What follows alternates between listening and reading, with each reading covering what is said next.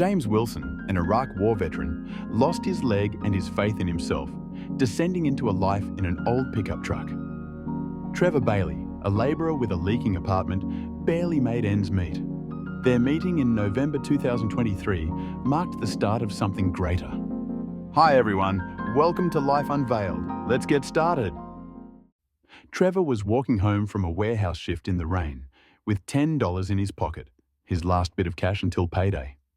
Near an abandoned lot, he spotted a battered blue pickup and a man sitting by a fire made from a trash can. The man was thin, unshaven, wearing a faded army jacket, his left pant leg empty below the knee. He held a tin can of something alcoholic, his grey eyes vacant, as if life had long since drained out of them.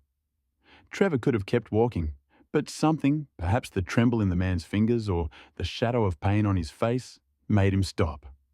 "Hey, you okay?" Trevor called over the wind. The man grunted, alive for now, and turned away, tossing a scrap of cardboard into the flames. Trevor crouched beside him on the wet asphalt. "It's cold out here. I've got chicken soup at home. Come on, warm up." After a long pause, as the rain soaked Trevor's boots, the man nodded. "James," he rasped, hauling himself up with a makeshift crutch fashioned from a rusty pipe.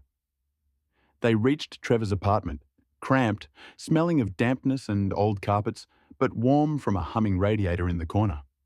Max, an old dog with a stubby tail and a greying muzzle, sniffed the stranger, nudging his empty pant leg.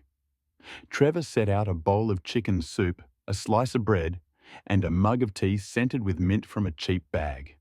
James ate ravenously, as if he hadn't seen food in a week, his hand trembling with the spoon, then pushed the bowl aside and began to talk.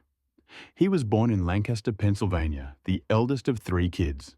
His father, John, was an auto mechanic with calloused, gasoline-scented hands who taught James to fix anything, old Fords, birdhouses they'd hang together in the yard. "You've got golden hands, Jimmy," he'd say, grinning through his moustache. His mother, a schoolteacher, baked pies on Sundays and read bedtime stories. But when James was 18, John died of lung cancer, quickly, in 6 months, leaving the family with medical debts and an empty home. James abandoned dreams of college, where he'd hoped to study engineering, and took a factory job, hauling crates so his mother could afford food and school for his younger brothers. At 20, he enlisted in the army. Money for the family and a way out of this hole, he told himself, signing the papers at the recruitment office. Iraq became his life for 2 tours, 4 years that stretched into eternity. He arrived in 2003 at 20, just as the war kicked off. First, he served as a mechanic in a repair unit near Basra, fixing bullet-riddled armoured vehicles and trucks that stalled in the scorching sand. "Once I started a tank without a starter, under fire," he said, staring at his scarred hands. "Wires sparked, sand stung my eyes, and I prayed it'd work. Guys bought me beer for a month after." In 2005, they moved him to infantry, patrols, village sweeps, nights near Mosul where the air reeked of gunpowder, sweat and fear. He dragged the wounded from gunfire, heard mortar shells whistle overhead, watched sand turn red with blood. Once, in the desert near Fallujah, he carried a sergeant with a gut wound for 3 kilometres, heavy, groaning, gripping James's arm. "Hold on, I'll get you out," James whispered. But the sergeant died in his arms, murmuring his wife's name, leaving James staring at the starry sky for an hour. Another time, near Baghdad, he cut straps in a burning truck to free a kid named Mike, young, cheerful, always talking about his girl in Oklahoma. The flames won. Mike burned. And James still heard his scream in his dreams, sharp, fading to a rasp. He lost his leg in 2007 on a blistering July day south of Baghdad. His platoon was rolling in an old truck, cracked windshield, but the only one still running.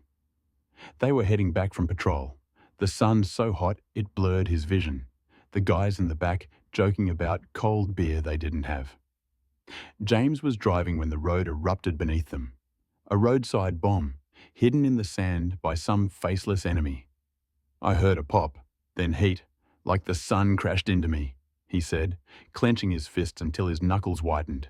Shrapnel tore through the cab, the truck flipped, and 3 men, a rookie from Texas, a corporal with an eagle tattoo, and a lieutenant who sang blues at night, died instantly, shredded to pieces. James woke in the dust, his left leg a mangled ruin, blood pooling in the sand, ears ringing. He clawed toward the radio, grasping at scalding metal, until another soldier, a corporal, with a horror-stricken face, dragged him to cover behind the wreckage. I yelled at him to get them out, but he said, "They're gone, Jimmy." James's voice shook, his eyes glinting with unshed tears.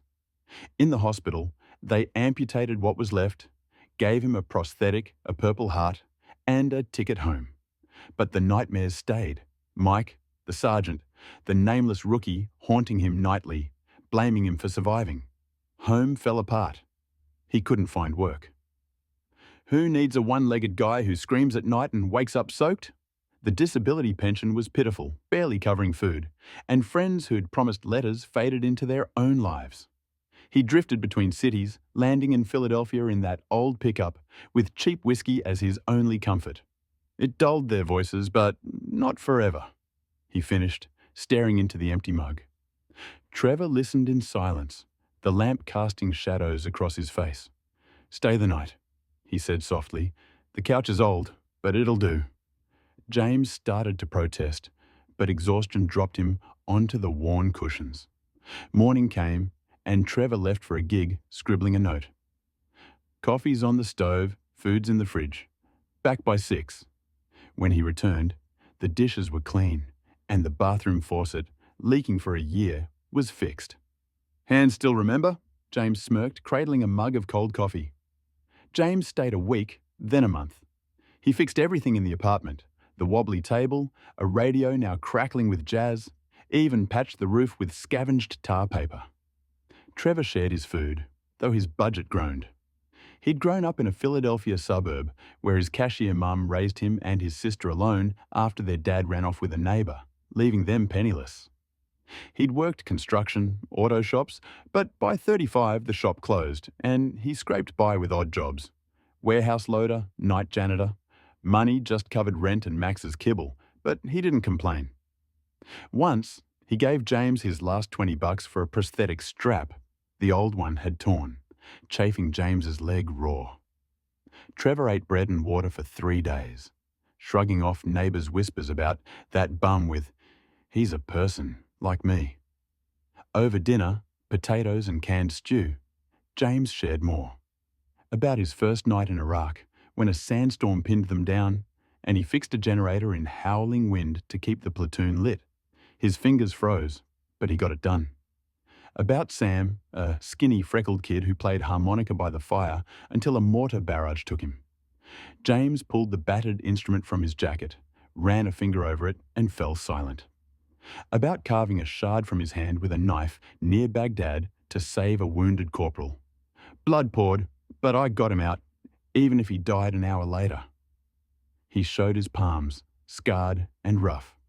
Each one's a life I didn't save. Trevor eyed those hands, that fixed his home, and said, "You didn't abandon them. That matters." James nodded, for once not arguing. In December, they tackled the pickup. Trevor held a flashlight while James worked the engine, sprawled on the cold floor under a blanket. "Fixed these under fire in Iraq," he said, wiping oil from his face. "Once jump-started a Humvee with no battery, just wires, sparks flying, and the guys called me a wizard." He grinned faintly, but his eyes stayed dark. "Thought I'd live like Dad after, fix cars, raise kids, sip beer on Saturdays. Instead, I've got graves in my head. Mike, Sam, that rookie who asked how to shoot, and I didn't have time to teach him." Trevor crouched beside him, handing over a steaming mug. "You're fixing my world now. You'll make it." James took it, stared at the steam, and skipped the bottle that night for the first time in years. Winter drew them closer. One January day, snow fell, and Max barked at the drifts outside. James carved a rough dog figurine from scrap wood and tossed it to the pup, who yipped happily. Trevor laughed. "You're a sculptor too." James shrugged, carved chess pieces from bullets in Iraq to keep sane. Another time, he spoke of his mom's last letter, received before the blast. She wrote about his brother's finishing school, begged him to stay safe. "I didn't write back," he admitted. "Then I couldn't, too ashamed with one leg." Trevor clapped his shoulder. "Right now. She's waiting." By spring 2024, Trevor got James into a veterans program, new prosthetic, a job at an auto shop across town. James pulled an old Iraq dog tag from his pocket, scratched and numbered. "All that's left of that Jimmy with golden hands? Time to start over." At the door, he hugged Trevor hard, like a brother. "You gave me a shot when I'd given up. I won't forget." Trevor grinned. "Prove it by living right." Summer brought trouble. Trevor lost his gig. The warehouse shut down. Rent debts piled up to 3 months. Eviction loomed in a week. He sat with Max, counting change from a jar, $3 and some pennies, when a knock came. 3 men in military uniforms stood there, sturdy, short-haired, stern. "Trevor Bailey?" asked one, a sergeant. Trevor nodded, wary. "We're from James Wilson. He told us about you at the Veterans Centre. Said you pulled him out of a hole. We're here to pay it back." James hadn't just found work. He'd tracked down old army buddies now running a charity for vets and their families. Hearing how Trevor took him in, fed him, gave him a roof, they raised cash, 6 months' rent to keep Trevor off the street. One, Michael, a construction firm owner, offered a handshake. "James called you solid as a rock. Need a foreman. You in?" Trevor shook it, stunned. That night he sat with Max, staring at paid bills and James's letter. "Trevor, I'm good. Keeping my word. Living right. Thanks, brother." James, who'd lost a leg and hope, found life again through Trevor, a man barely afloat himself. Trevor, expecting nothing, got help when he hit bottom. His kindness circled back through those it inspired. The story teaches. Even in darkness, reaching out to another can spark a chain of good that returns in unexpected ways, lighting the path not just for the one you save, but for yourself too. If you enjoyed this story, drop a like and subscribe for more tales like this. Hit the bell, and we'll catch you in the next one.